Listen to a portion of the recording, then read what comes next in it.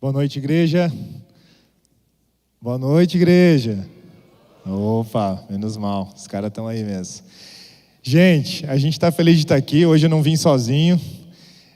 Como vocês sabem, no final de semana passado nós começamos a série das 28 crenças fundamentais da Igreja Adventista. Hoje é o segundo tema e quem vai trazer a mensagem para essa noite é o Matheus Pisato. E vocês sabem também que ontem, sábado, nós apresentamos aqui oficialmente o pastor Denis, que é o novo pastor jovem, e a partir de agora vai estar aí assumindo a responsabilidade junto com o Matheus Pisato também, que é o ancião jovem, e a liderança jovem dos 26 domingos que ainda faltam, né? Então hoje a gente está meio que passando o bastão, orando junto, aproveitando os últimos momentos, né, dessa série tão especial que eu já falei para alguns aqui. Eu acho que não lembro para quem que eu falei. Eu falei, não vou estar aqui para acompanhar todos os episódios, mas vou estar acompanhando de longe, né, assistindo aí todos os episódios para ver a alegria, né, aquilo que a gente planejou, e essa questão tão fundamental que é nós sabermos naquilo que a gente acredita. E aí, quando eu falei com o Pisato, Pisato, para você falar, para você pregar sobre o tema de hoje, ele falou assim, pastor, não tinha um tema mais fácil? Falei, não, Pisato, esse você é capaz para esse aí, Pisato. Estuda, que Deus vai te abençoar. E hoje a gente vai conversar sobre um tema bem importante, desafiador, não é um tema fácil de pregar, mas o Pisato estudou bastante e a gente confia nisso, que ele orou bastante, entregou a vida dele na mão de Deus, se preparou. E o pastor Denis, nesse momento, se quiser falar um pouquinho também, pastor, o senhor vai agora orar pelo Pisato, né, para que Deus use o Pisato, que tudo que ele estudou e preparou, e o que ele esqueceu, Deus dê na hora, assim, que Deus guie, né? Que às vezes a gente estuda e chega na hora, dá um branco, né? Tipo prova, né? É porque a Bíblia, ela não dá para esgotar, né? Tudo que a Bíblia tem para nos ensinar. Eu estava conversando, tudo bem, igreja? Que privilégio, que alegria poder estar aqui com vocês, dividindo esses próximos, se Deus quiser, anos, né? Junto com vocês, trabalhando com vocês para a gente pregar o Evangelho, espalhar a salvação cada vez mais forte aqui em Curitiba. É uma alegria. Eu não conversei com vocês ontem, né? Mas eu estou muito feliz, aceito de coração aberto esse chamado de Deus para poder servir aqui com vocês, aqui com a juventude, com essa juventude garbosa, como a gente fala. Essa juventude. Cara, gente boa, pastor. O senhor vai gostar. A galera, não, estou tranquilo. Porque os piá são tudo gente boa. Os piá. Eu tentei falar piá, mas não deu muito certo. Não deu aqui muito nos certo, 2 anos. Né? Não deu muito certo. Mas eu escutei muito, piá. Piá. Gente, vai ser muito bom. Eu estou muito feliz de estar aqui com vocês, que esses próximos anos juntos sejam realmente uma bênção para todos nós, para mim, para minha família, para vocês, e que a gente, como igreja, cresça espiritualmente nos caminhos de Cristo. Eu estava conversando com o Matheus ontem, e ele estava, pensando como é que ele ia falar, como é que ele ia dividir o tema e tal, porque é um tema realmente muito importante, o tema que a gente vai estudar hoje. Mas, pastor Branco, eu acho que ele está preparado sim. E é bom às vezes a gente ficar nervoso, porque o nervosismo dá a noção de que nós somos falhos. A palavra é nossa, a voz é nossa, mas a palavra é de Deus, como diz o pastor Estino.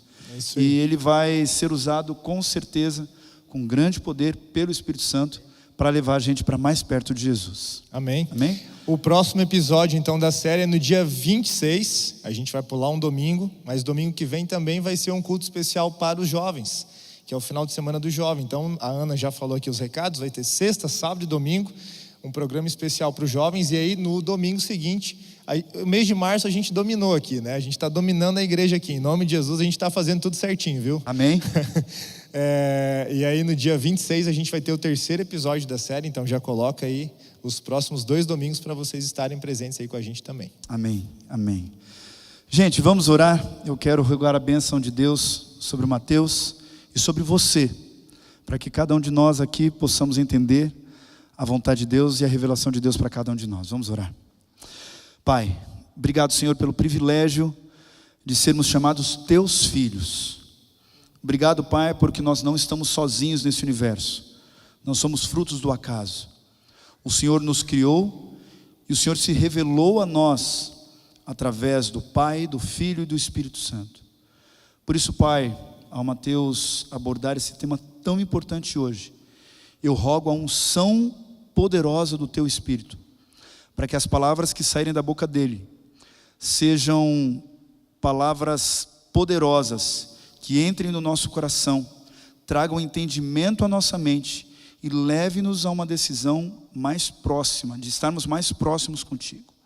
Rogo a Tua bênção também sobre a Igreja Central de Curitiba, sobre esse povo que está aqui na nave, sobre os que estão nos acompanhando via internet. Que todos nós possamos entender a Tua revelação, a Tua palavra, e que possamos, ó Pai, sair daqui mais confiantes de que temos um Deus vivo, que nos guia, que nos salvou, e que muito em breve vai voltar para nos levar para a eternidade. Colocamos a vida do Mateus e a vida de cada um nas Tuas mãos, em nome de Jesus, amém.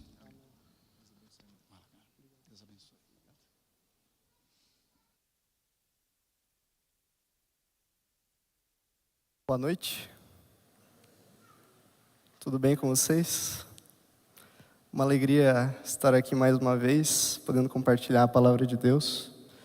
Um tema, como os pastores falaram, bastante complexo, mas eu espero que o Espírito fale e que a gente consiga ter um melhor entendimento do assunto.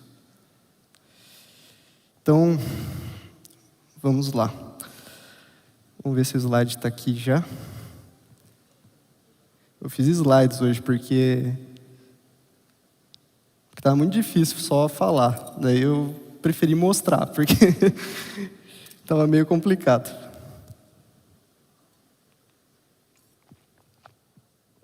Vamos lá.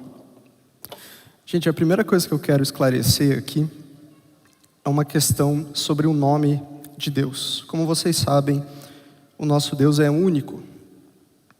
Ele é formado ali por 3 pessoas, mas ele é único. E, em geral, a gente está acostumado, né, a chamar Deus por nomes, vou dizer assim, no singular. A gente chama ele de Senhor, Pai, Deus, Criador. A gente acaba utilizando esses nomes porque a gente extrai eles da Bíblia.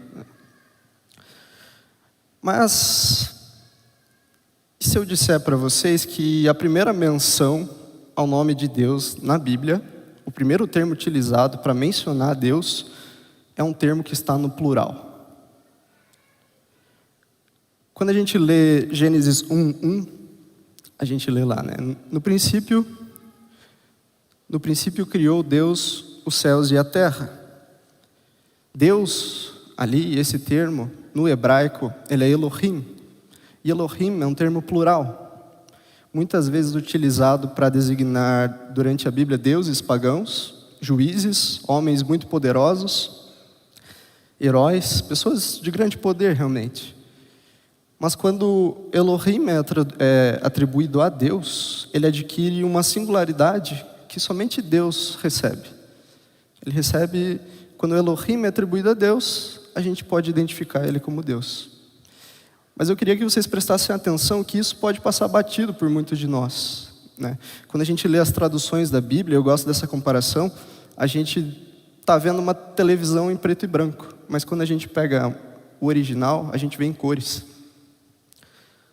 Então, quando a gente lê o versículo do primeiro livro da Bíblia, a gente já pode entender que Moisés, de alguma forma, quis dar essa ideia de que Deus é um ser complexo. Ele é um ser mais que um, ele é um plural. E é importante a gente ter essa ideia na mente.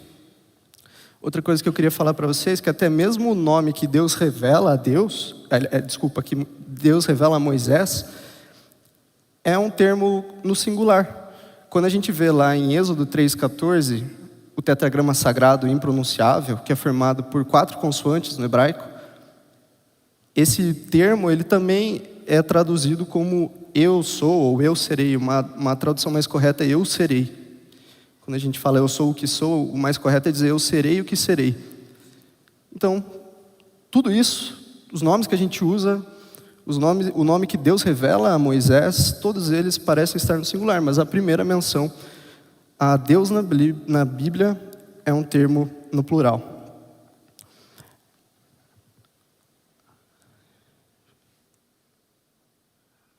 Vamos lá, já falei disso.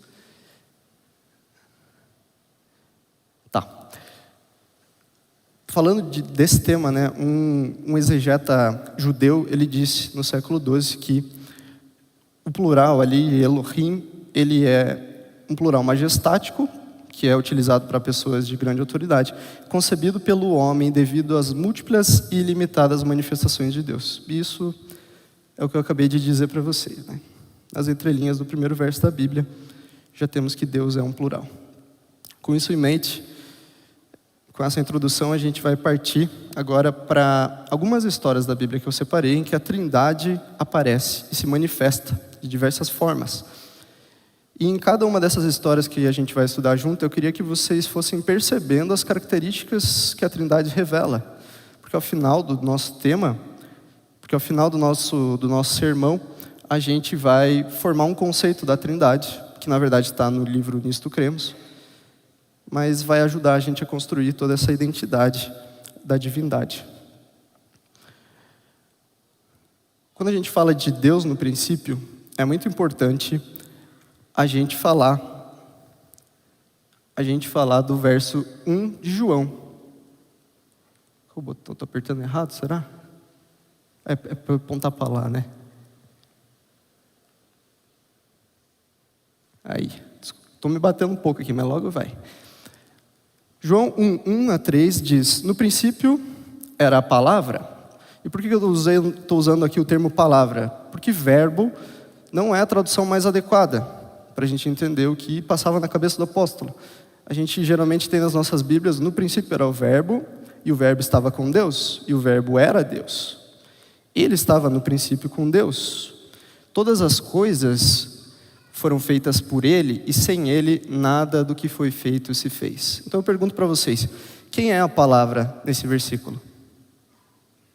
Deus Pai, Deus Filho ou Espírito Santo? Bom, nesse caso, se a gente for ler o capítulo 1, a gente vai ver que Jesus é a palavra. E eu acho muito interessante que, se a gente pensar, João ele era judeu de nascença, naturalmente, ele conhecia o hebraico, né? E ele, obviamente, leu Gênesis, leu os escritos de Moisés, leu todo o Pentateuco. E ele, portanto, conhecia o hebraico. E quando ele menciona palavra e diz que Deus fez tudo por meio dessa palavra, a gente pode relacionar com Gênesis 1:1. Afinal, Jesus Cristo, ele também estava presente na criação.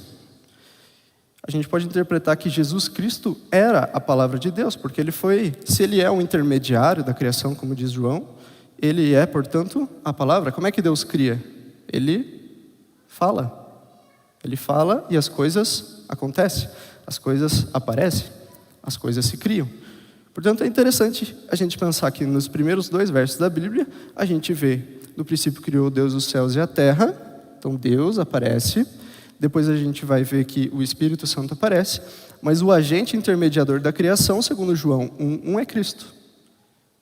Já nos primeiros versos da Bíblia temos os 3.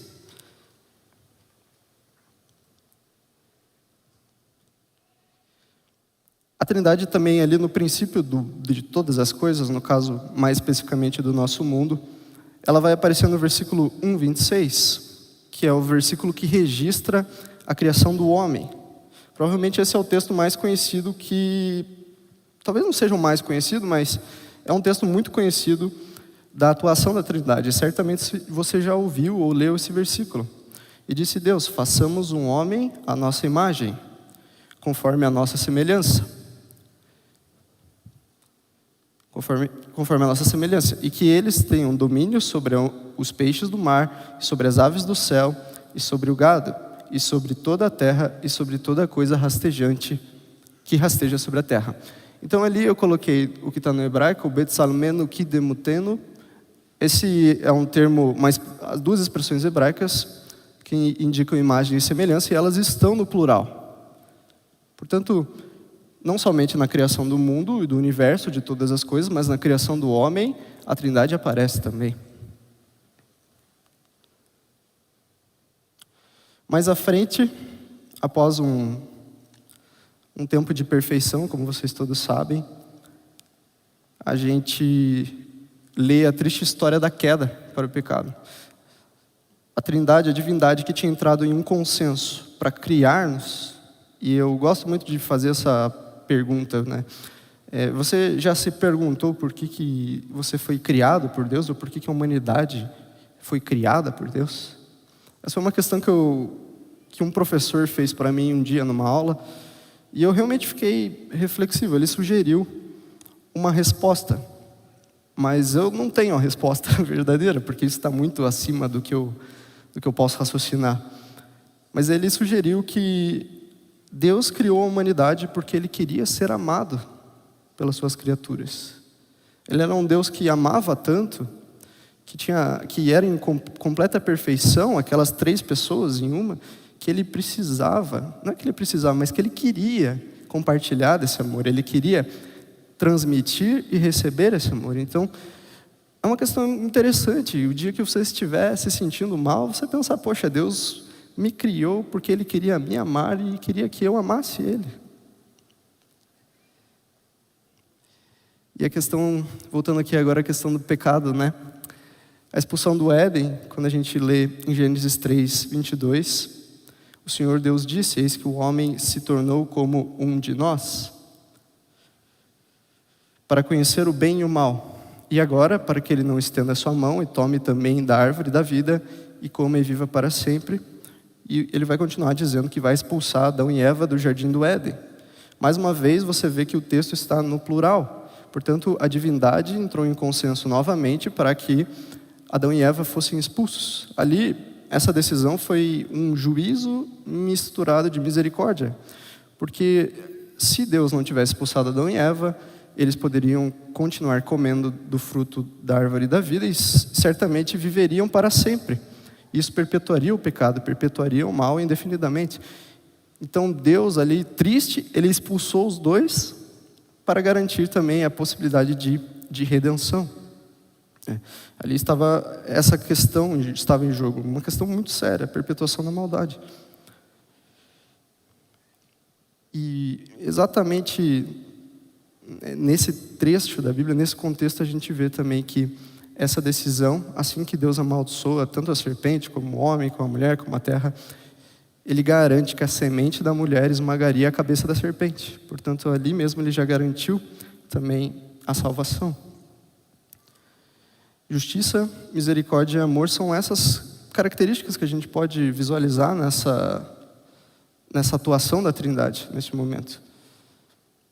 E elas se repetem, a justiça, a misericórdia e o amor, elas se repetem em basicamente todas as ações da Trindade. E a gente precisa, contemplando essas histórias, estudando essas histórias, assimilar isso diariamente.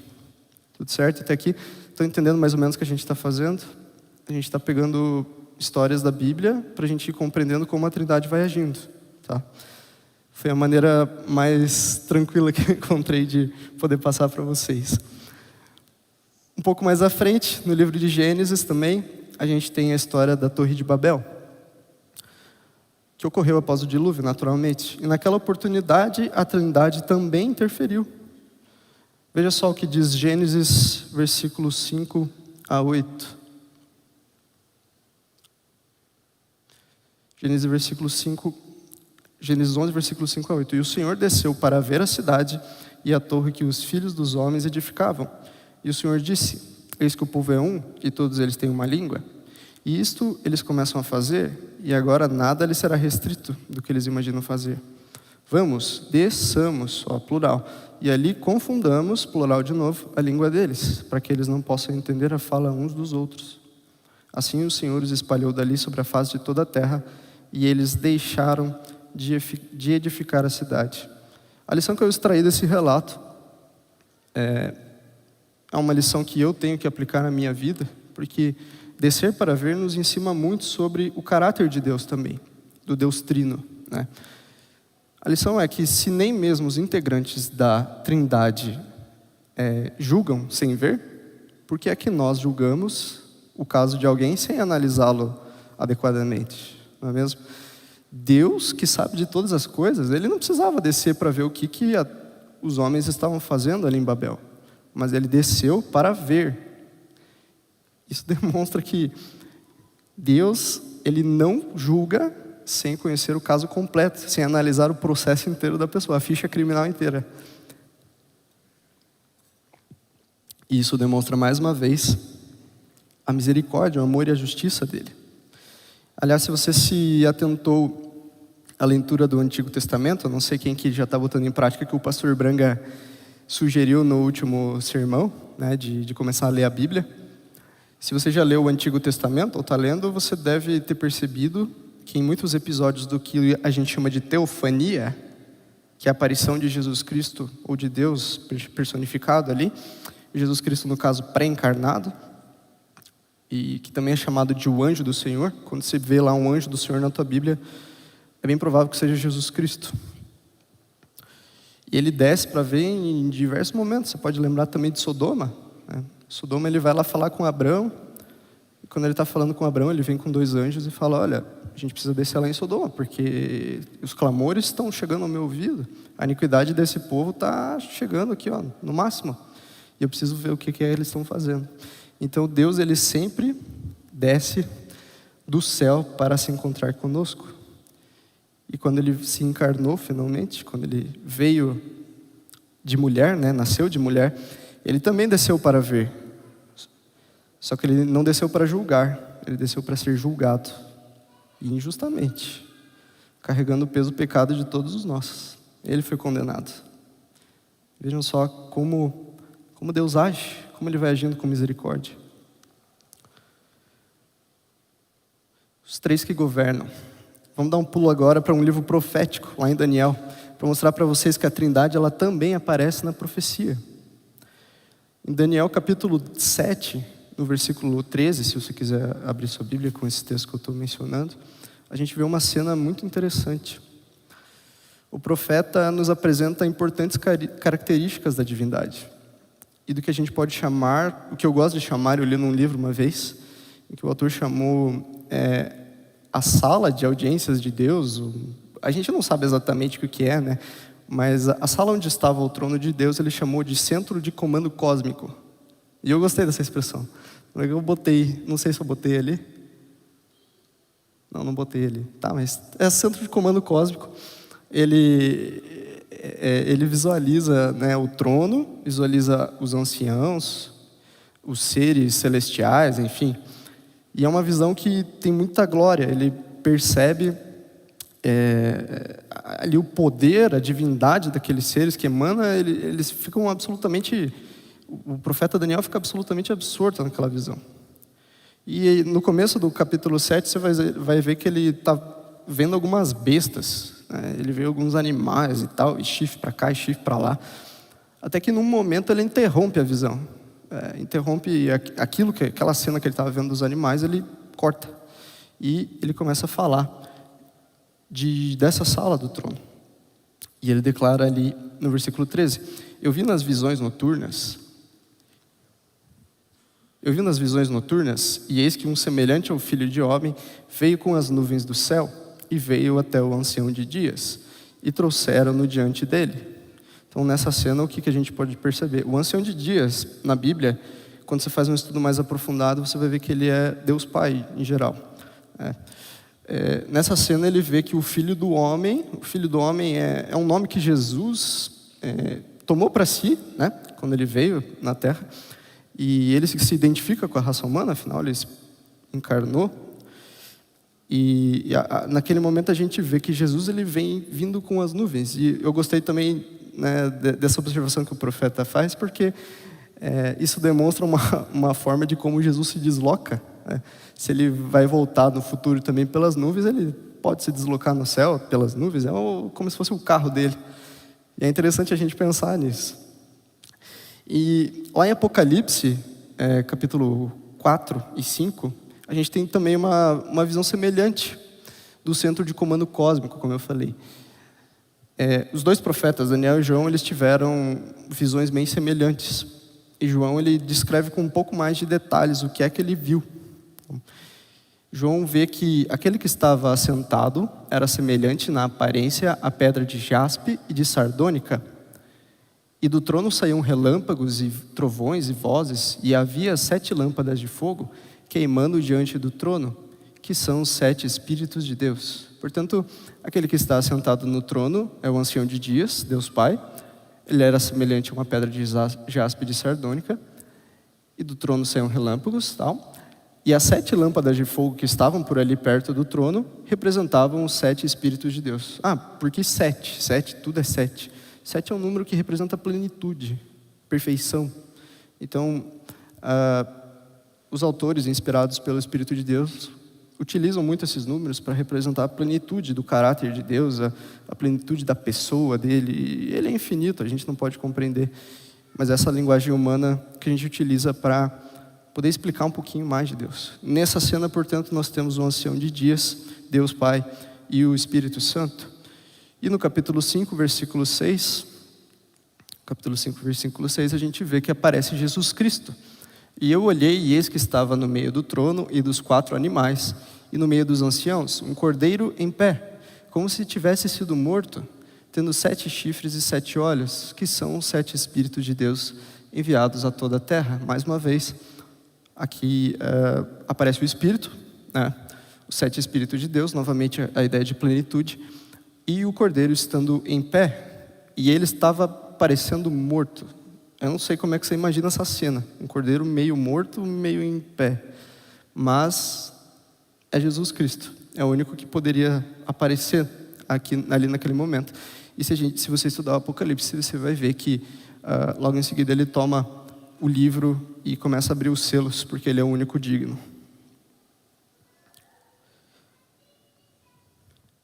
Vamos ver. Tá. Estou meio perdido ainda, tá, com os slides aqui, mas esses textos que eu estou mostrando. Vixe, passou. Capítulo.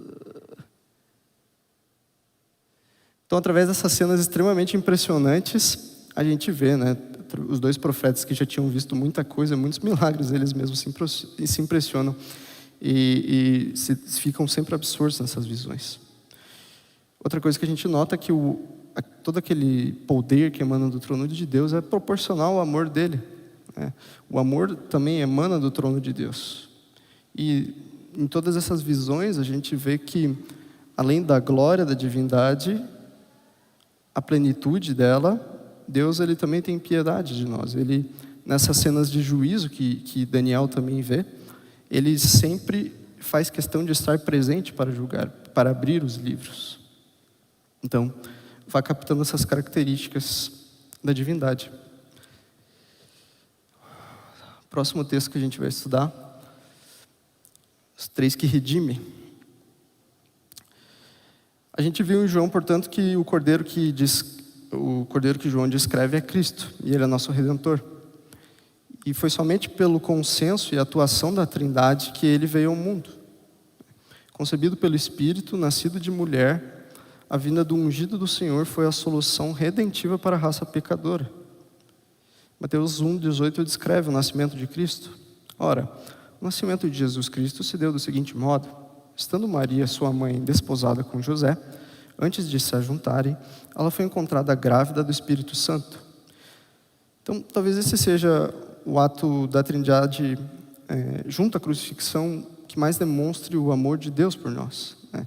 Com certeza o ato do Espírito, eu acho que é o mais conhecido, que é a gente tentar entender como é que Maria ficou grávida do Espírito Santo e concebeu o Filho de Deus. Mas aqui também a gente vê que os 3 participaram, né? Ellen White comenta isso nos livros dela. Não sei se você já teve a oportunidade de ler, mas se você estudar sobre a concepção de Cristo, você vai ver que houve um concílio no céu entre Deus Pai, Deus Filho e Deus Espírito Santo. E eles tiveram, aí às vezes até com um pouco de dissensão, ter que definir, cara, quem é que vai morrer, né? Quem é que vai descer? E é muito interessante a gente pegar essa parte do espírito de profecia para a gente estudar. Mas o fato é que na concepção de Cristo, o envolvimento das 3 pessoas da Trindade também é incontestável. Deus Pai, Deus Filho que veio, encarnou, e o Espírito Santo que possibilitou que Jesus fosse nascido de mulher.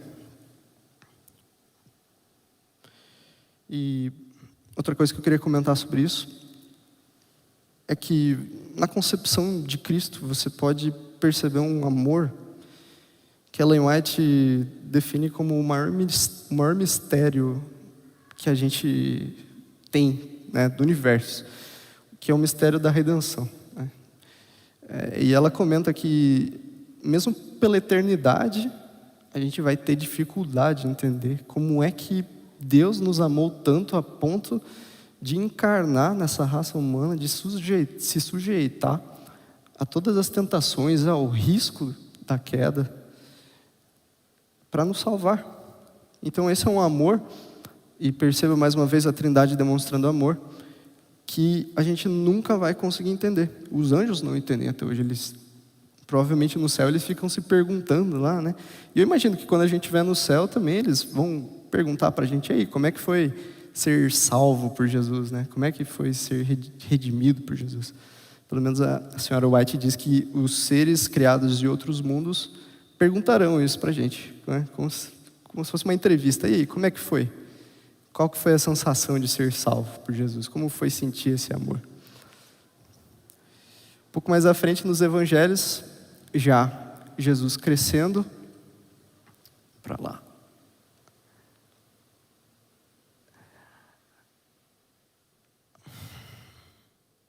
A gente vai estudar a história do batismo de Jesus, que aí sim, eu não tenho dúvidas que é a história mais ilustrativa da atuação da Trindade, em que vocês sabem a história, João Batista ele estava batizando sempre, ele batizava muitas pessoas, e ele vê assim num dia Jesus vindo, distante, e ele fala: eis o Cordeiro de Deus que tira o pecado do mundo. E Jesus vai se aproximando dele, e João Batista, então, eu imagino, se atira aos pés de Cristo e fala: Senhor, é o Senhor que tem que me batizar, não sou eu que tenho que batizar o Senhor. Eu não sou digno de carregar suas sandálias, como é que eu vou batizar o próprio Filho de Deus? E Jesus ali, fala: não, deixa disso, vamos cumprir com a justiça, vamos fazer o que é certo agora, e o resto a gente vê depois. Então, João Batista acaba batizando Jesus Cristo, e no momento que ele emerge, mergulha e depois sai da água, a gente vê que a pomba, representando o Espírito Santo, aparece, a voz de Deus Pai vem do céu, A Bíblia relata que Jesus ele viu uma abertura no céu, então talvez ele tenha tido uma visão do trono de Deus, da gente pensar, e a voz dizia essa frase que a gente conhece: este é o meu filho amado em quem me comprazo. Então, mais uma vez, a atuação dos três, Deus Pai, Deus Filho e Deus Espírito Santo. E a última referência que eu queria pegar da Bíblia, aqui para trazer para vocês, claro, eu não estou trazendo todas, porque não dá tempo e eu não quero cansar vocês também, mas está em Apocalipse, tá? Apocalipse também mostra a atuação da Trindade. A gente está acostumado a pensar que o livro que registra a maioria dos eventos que ainda estão por vir, de muitos que já aconteceram, só tratam disso, só tratam de catástrofes e de ranger de dentes e de pragas, mas não é bem assim. Como a gente já leu aqui em Apocalipse 4 e 5, João tem a visão do trono de Deus, ele visualiza a Trindade atuando, mas o que eu quero trazer para vocês é que nesse momento que a gente tem registrado nesses versos, que é basicamente o último momento dessa terra contaminada, a Trindade também atua. Ela atua desde antes do princípio e ela atua também no final.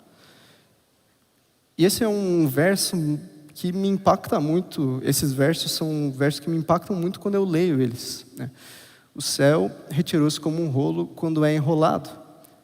Isso tudo descrevendo a volta de Jesus, tá? Só para localizar vocês. E o céu retirou-se como um rolo quando é enrolado, e toda montanha e ilha foram removidas de seus lugares. E os reis da terra, e os homens grandiosos, e os homens ricos, e os principais capitães, e os homens poderosos, e cada servo, e cada homem livre, esconderam-se nas cavernas e nas rochas das montanhas. E diziam as montanhas e as rochas: cai sobre nós, e escondei-nos da face daquele que está assentado sobre o trono e da ira do Cordeiro, porque é vindo o grande dia da sua ira, e quem será capaz de ficar em pé? Você já parou para pensar que nesse texto não é uma pessoa só que volta para buscar a gente? Vocês já analisaram esse texto mais profundamente? Porque quando João vê o momento da volta de Jesus, que é um momento estrondoso e vai ser assustador, eu imagino que até para quem estiver salvo vai ser um momento de: meu Deus, quanta coisa acontecendo ao mesmo tempo. Eu temo por esse momento, porque é um poder muito grande. Não tenho medo, mas é aquele momento que você com certeza vai se ajoelhar, vai se lançar no chão e falar: meu Deus, tenha piedade de mim. E esses homens que Apocalipse 6 relata, eles são os homens maus, os homens grandiosos, os homens ricos, os capitães, os poderosos, os ímpios, aqueles que praticaram a iniquidade. Eles olharam para a nuvem que vinha do Oriente e diziam: cai sobre nós, né? Diziam para as cavernas, para as pedras: caiam sobre nós, esconda-nos da face daquele que está sentado sobre o trono. Quem assim assenta sobre o trono, como a gente viu ao longo de todas as passagens, é o Deus Pai, e da ira do Cordeiro. Quem é o Cordeiro? É Jesus Cristo. A gente está acostumado a pensar que só Jesus vai voltar. E quando eu descobri esse texto, eu falei: nossa, a minha visão estava um pouco distorcida, né? Porque Deus Pai também vai fazer questão de vir assentado no trono para nos buscar. E o Cordeiro ao lado dele. E eu fico pensando: eu não quero estar ali numa condição de sofrer a ira do Cordeiro. A Trindade, ela com certeza, atuando em conjunto, ela sempre proporcionou amor, misericórdia, justiça ao ser humano. Mas nesse momento ela vai julgar com retidão, com a pesada mão. Ela vai ser justa, absolutamente justa, como Deus é, Ele é perfeito. Mas nesse momento, é um momento que a gente não vai querer estar longe de Deus, longe de Cristo. E eu queria deixar essa reflexão para vocês, né? Como é que será que a gente está lidando diante de um ser tão poderoso? Como é que a gente está lidando com as nossas coisas, com a nossa vida, com o nosso trabalho, com os nossos estudos, com os nossos pensamentos, com aquilo que a gente assiste, com aquilo que a gente ouve, com aquilo que a gente pensa, com aquilo que a gente canta, com aquilo que sai da nossa boca, com aquilo que a gente ensina? Será que essas coisas são dignas da divindade?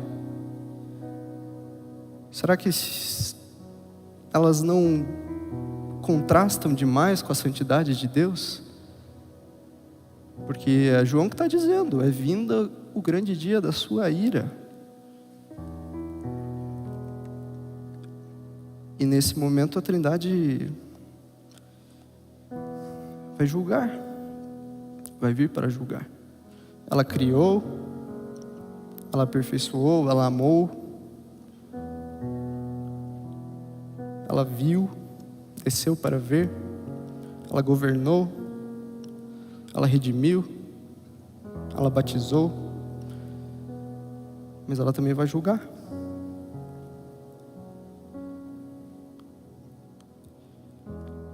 Eu queria deixar claro para vocês, portanto, que o nosso Deus, que é o único Deus, formado ali por Pai, Filho e Espírito Santo, uma unidade de 3 pessoas que são coeternas. Eles formam ali um Deus que é imortal, onipotente, onisciente. Ele está acima de tudo, Ele é sempre presente, Ele é infinito, está além de toda a compreensão humana. Mas Ele é conhecido por meio de sua autorrevelação, por todos esses versículos que a gente estudou. Ele se faz conhecido por sua revelação de amor. E para sempre Ele é digno de culto, de adoração, de serviço, por parte de toda a criação, principalmente agora. Principalmente agora, que o juízo está chegando. O Ali vai cantar uma música para a gente agora. E eu queria que vocês refletissem na letra dessa música. Uma letra muito profunda, talvez você já conheça, em que Deus conversa com o ser humano. E eu, toda vez que ouço a resposta de Deus nessa música, eu tenho vontade de me lançar ao chão e falar: meu Deus, que miserável que eu sou. Mas isso é importante, gente, porque é a gente se lançando aos pés dele que Ele nos abraça.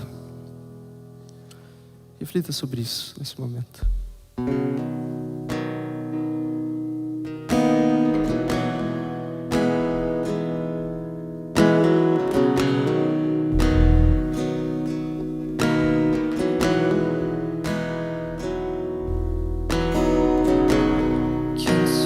Senhor, que espero ouvir tua voz. Quem sou eu tentando te escutar? Já tentei ouvir tua voz em forma de canção. Tentei sonhar, tentei sentir. Não sou nada nem ninguém, sou apenas quase pó. Mas eu quero te pedir, ouve a minha oração. Sei que és grande em poder, que não cabes nem no céu. És o grande Deus, eu sou, e eu sou pecador. Não sou digno de falar, nem sou digno de pedir, mas te peço mesmo assim, eu imploro, habita em mim.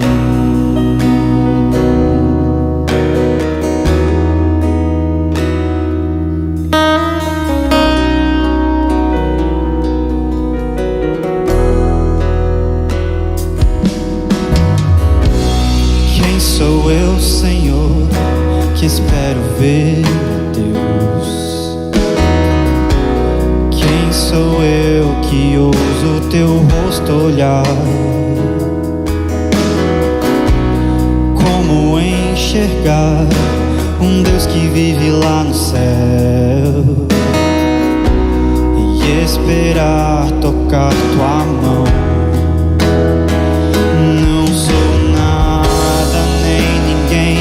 Sou apenas quase pó, mas eu quero te pedir, ouve a minha oração.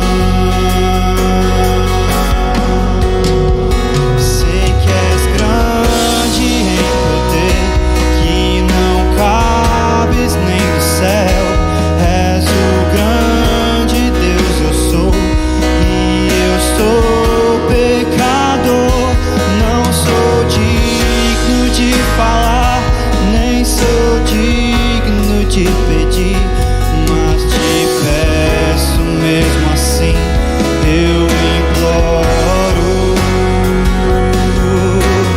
Dentro do meu quarto eu estou a orar, lágrimas escorrem pelo chão, tenho a palavra em minha mão. Páginas viradas, eu vento a soprar, posso ouvir a tua meiga voz, Deus está a me falar.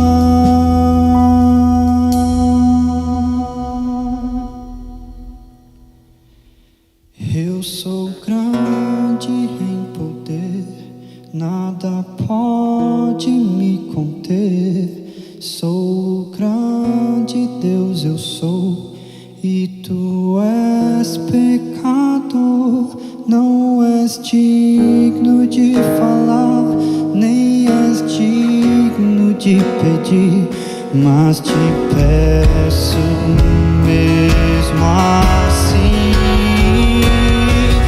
Eu sou grande em poder, nada pode me conter. Sou o grande Deus, eu sou, e tu és pecador. Não és digno de falar, nem és digno de pedir, mas te aceito mesmo assim.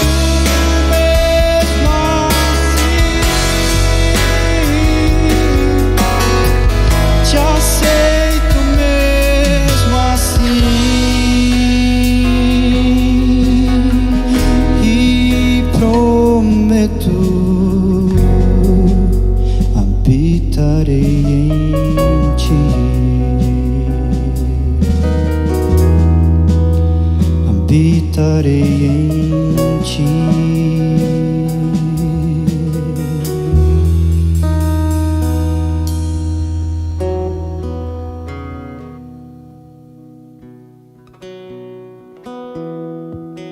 Vocês ouviram o que a música diz? Eu sou grande em poder, nada pode me conter. Eu sou o grande Deus, eu sou, e tu és pecador.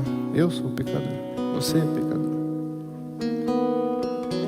Não és digno de falar, não és digno de pedir, mas te aceito mesmo assim. Esse é um amor que a Trindade sente por cada um de nós. A piedade, a graça, a misericórdia. Que amor é esse? Infinito, pleno.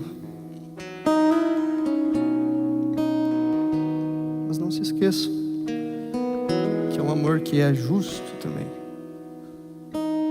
E a justiça vem e está chegando. Não vamos brincar com esse ser. Não vamos escolher as coisas do mundo e deixar a divindade de lado, esse ser maravilhoso de lado.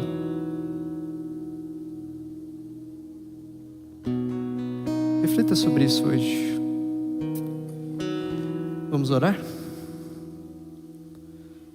Querido Deus, Senhor, Tu que és 3 em 1, Tu que és pleno, poderoso, infinito.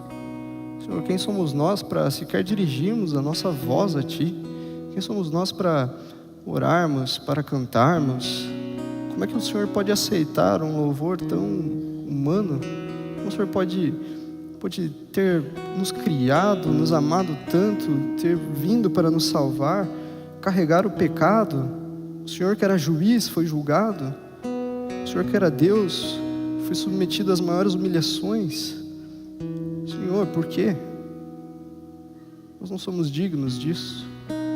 Nós estamos aqui mais uma vez estudando a Tua Palavra, um tema complexo sobre a Tua natureza, Senhor, que eu não sou capaz de explicar, ninguém é capaz de explicar.